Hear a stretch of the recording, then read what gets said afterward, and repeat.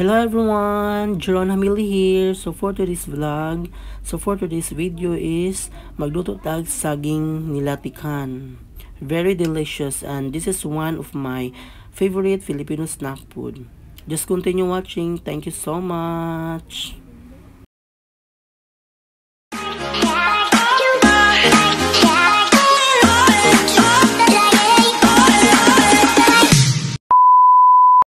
So ayun guys, mag-start na tagpanin sa saging and then of course atong first ingredients is ang saging.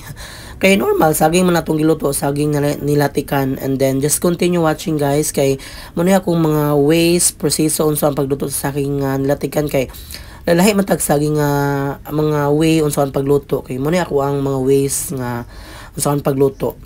And then, ang uban nga tawag niya nagbananakyo sa mabananakyo ni actually pero saging latikan lang kung itawag ay kung bananakyo na may uban po nga katong giprito.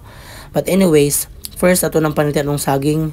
Kanang saging guys, napalitan ako ni sa sakugon sa merkado last day and then naisako-sako niya putik-puntik but okay na siya. And then kaning ikaduwa nga sipi, medyo gwapa gyud siya, hamis. Liwat na ako, char lang but char lang yun na pag voice over kay kapoy kay mag voice over guys. And then ato siyang tungaon kay kuan ka ng kabi na may mga hindi mo lang mo ibaligya and then para maigupot sa kala kay dagko ra kay siya.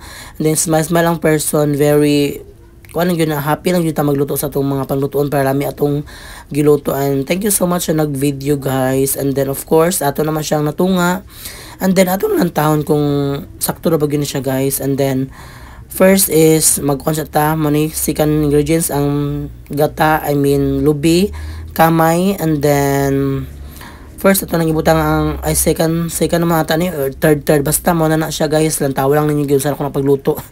Then of course ato na ibutang tubig ang atong lubi. Nadaganan na siya guys, about espiso ra gyud siya, nadaganan gyud ako og butang sa tubig. But anyways, kere na laban na kada sakto mo tong saging. Dili na ta siya magkumot sa ikaduwa kay dili man siya gulay. And then first na siya nga kumot kanang espiso gyud guys. And then kaya mong lubig guys, kay kapoy na may kapoy na pamulak din sa silingan sa akong gilaagan. And then nagpalit ra sa market dani sa ipunan and then tag 20 ra ang lubig guys with all the kagod na siya guys. And sunod is ato nang ilunod ang saging together with the gata. And then that one makita gyud nga dili kay espiso. But anyways, wala na ako naghirot kay murag magluto-luto ng saging murag nay lami atong bananakyo karon or saging nilatikan nga giluto. And then ana lang guys ang mga proseso unsan pagluto. And then small lang person kay nagpula-pulang mata kay kalayon man ta magluto sa kahoy ra man ta magluto kay lami man gyud ba sa kahoy magluto no compare magasol-gasol pa ten gasto na pod. And then pag mabukal na guys, ma-feel nyo nga nagbukal-bukal na gyud siya guys, ilunod na din ang kamay rather. So ilunod na siya and then di na to ihurot kay sobra katamis na gyud siya guys kay kung atong hirot gamay ra man tong saging 1/4 man to so atong gibilan gamay. And then later on ato na siyang pabukalan og maayo, atong ipa tunaw gyud ang kamay para lami-lami gyud ang atong